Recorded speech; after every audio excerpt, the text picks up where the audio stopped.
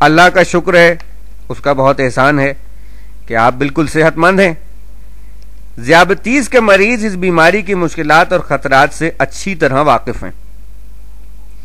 اس زندگی بخش ہارمون یعنی انسولین کی پیداوار کے لیے میرے اندر 10 لاکھ ننھی منی فیکٹریوں کا ایک جال پھیلا ہوا ہے۔ اگرچہ ان فیکٹریوں کی تعداد لاکھوں میں ہے، لیکن ان کا کل وزن میرے 3 اونس وزن کے 1/5 حصے کے برابر ہے، اور ان کی اہمیت کا شاید ہی آپ اندازہ کر سکیں۔ آپ کا جسم 60 ٹریلین خلیوں یعنی سیلز سے بنا ہے۔ ان میں سے ہر خلیہ یعنی سیل قدرت کا انوکھا عجوبہ ہے۔ یہ خلیہ یعنی سیلز پیدا ہوتے ہیں، افزائش نسل کرتے ہیں اور مر جاتے ہیں۔ زندگی کا کوئی بھی کام ان خلیوں یعنی سیلز کے بغیر ممکن نہیں۔ اگر یہ خلیے کام نہ کریں تو کام کرنا تو بڑی بات ہے، آپ سوچ بھی نہیں سکتے، خواب تک نہیں دیکھ سکتے۔ ان خلیوں یعنی سیلز کو زندہ رہنے اور کام کرنے کے لیے توانائی کی ایک خاص مقدار درکار ہوتی ہے۔ ہر خلیے میں 1000 کے قریب توانائی گھر ہوتے ہیں۔ یہ توانائی گھر گلوکوز کو ایندھن کے طور پر استعمال کر کے ضرورت کے مطابق توانائی پیدا کرتے ہیں۔ میں جو انسولین پیدا کرتا ہوں وہ اس بات کی نگرانی کرتی ہے کہ ان 60 ٹریلین خلیوں میں سے ہر خلیے کو یعنی ہر سیل کو اتنا ہی ایندھن فراہم کیا جائے جتنے ایندھن کی اسے ضرورت ہے۔ دوسرے لفظوں میں انسولین خلیوں کو یعنی سیلز کو دوران خون میں موجود گلوکوز کی مناسب مقدار میں فراہمی کو یقینی بناتا ہے۔ دوران خون میں کم و بیش 1 اونس کے 6 حصے کے برابر گلوکوز کو ہر وقت موجود رہتا ہے، اور جب آپ کو کسی کام کے لیے توانائی کی ضرورت پڑتی ہے تو جسم کے وہ حصے جنہیں کام کرنا ہے آپ کے دماغ میں موجود غدود کو توانائی کی ممکنہ ضرورت سے آگاہ کرتے ہیں۔ دماغ کے مخصوص غدود دوران خون میں ایک ہارمون شامل کر دیتے ہیں جو سیدھا آپ کے حلق پر موجود تھائرائیڈ گلینڈ کو موصول ہوتا ہے۔ تھائرائیڈ گلینڈ اس کیمیائی پیغام کو سمجھ کر ایک دوسرا ہارمون خون میں شامل کر دیتا ہے۔ یہ ہارمون پلک جھپکنے کسی مدت سے بھی پہلے دوران خون کے ذریعے جسم کے 60 ٹریلین خلیوں یعنی سیلز کو موصول ہوتا ہے۔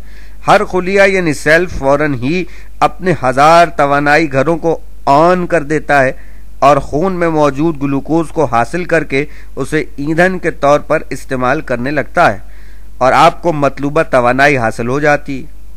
یہ سارے پراسرار پیچیدہ کام گھنٹوں یا منٹوں میں نہیں جناب، سیکنڈ کے 1000ویں حصے میں مکمل ہو جاتے ہیں۔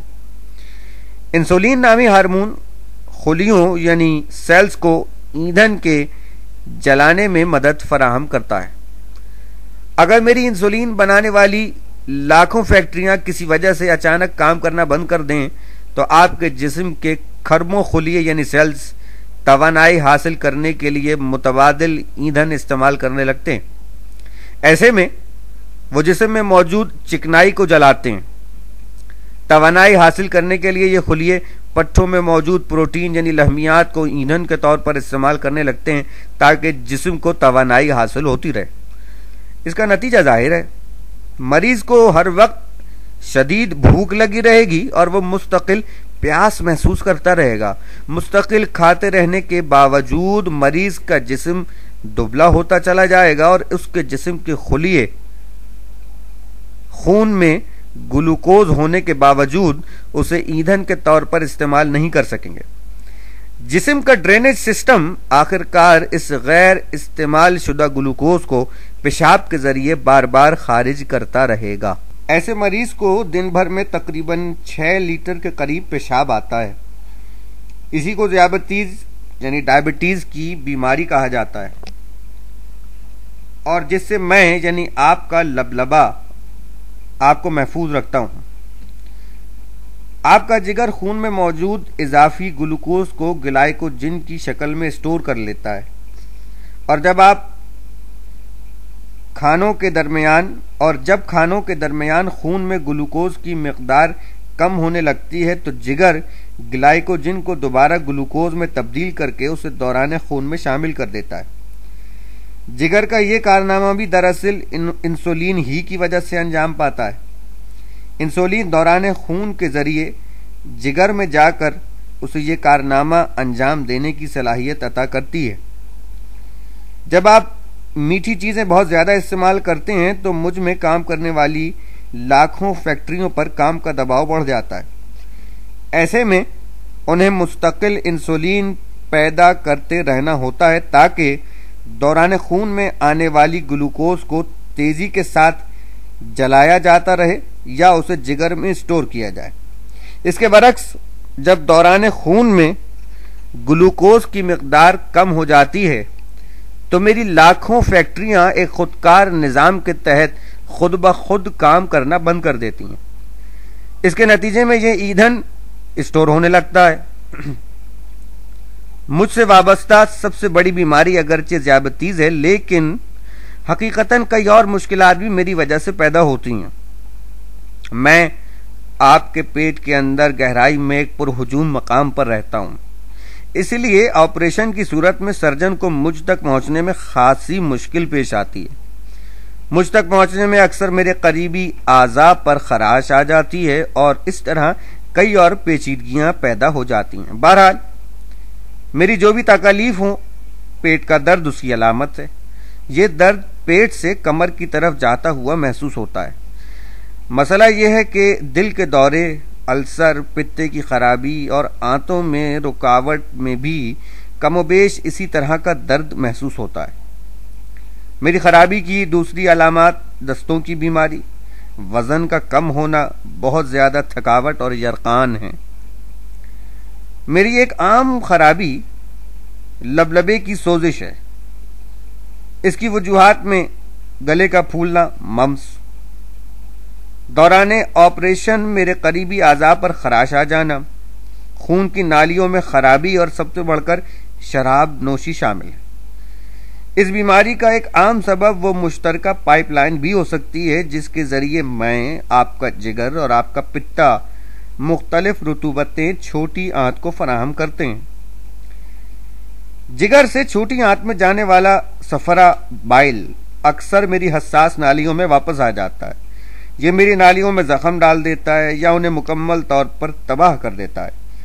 کبھی ایسا بھی ہوتا ہے کہ پتے کی پتھری میرے اخراج کی نالی کو بند کر دیتی ہے اور میری تیار کردہ ہاضمے کی رطوبت میرے ہی اندر لوٹ آتی ہے اور مجھے ہضم کرنا شروع کر دیتی ہے۔ بہرحال لبلبے کی سوزش اگر شدید ہو تو فوراً ڈاکٹر سے رجوع کرنا چاہیے۔ کئی طرح کی رسولیاں، ٹیومرز بھی میرے لیے مسائل پیدا کرتی ہیں۔ سب سے بدترین رسولی وہ ہوتی ہے جو میرے انسولین پیدا کرنے والے حصے میں نمودار ہوتی ہے۔ اس رسولی کی وجہ سے میری انسولین کی پیداوار غیر ضروری طور پر بڑھ جاتی ہے اور میں اس پر قابو پانے میں ناکام ہو جاتا ہوں۔ پہلے نمبر کا کینسر پھیپھڑوں کا کینسر ہوتا ہے۔ دوسرے نمبر پر بڑی آنت کے نچلے حصے، کولن ریکٹم کے سرطان کا نمبر ہے۔ پتے میں کسی قسم کی خرابی بھی مجھے متاثر کرتی ہے۔ سسٹک فائبروسس نامی پھیپھڑوں کی بیماری بھی مجھے نقصان پہنچاتی ہے۔ اتنی ساری بیماریوں کا سن کر شاید آپ پریشان ہو گئے ہوں، لیکن یہ بھی تو غور کریں کہ یہ ساری بیماریاں کسی بھی انسان کو ہو سکتی ہیں، لیکن اللہ تعالیٰ نے آپ کو ان تمام مشکلات سے بچائے رکھا ہے۔ کیا یہ بات ایسی نہیں کہ اس کے لیے اپنے مالک کا احسان مانیں اور اس کا شکر ادا کریں؟ یقیناً کہ نعمتوں پر شکر ادا کرنا آپ کا دینی ہی نہیں اخلاقی فریضہ بھی ہے، اور شکر ادا کرنا نعمتوں میں اضافے کا یقینی سبب بھی بنتا ہے۔